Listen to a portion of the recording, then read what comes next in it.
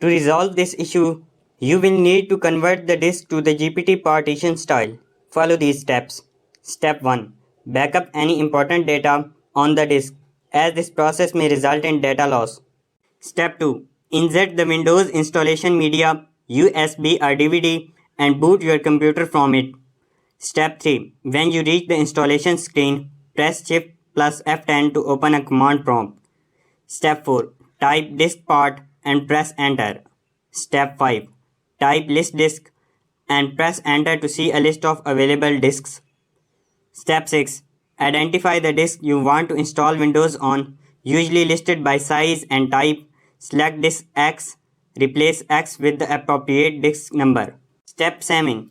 Type clean and press enter. This will erase all data on the selected disk. Step 8. Type convert GPT and press enter. This converts the disk to GPT format. Step 9. Type exit and press enter. Step 10. Close the command prompt and proceed with the Windows installation.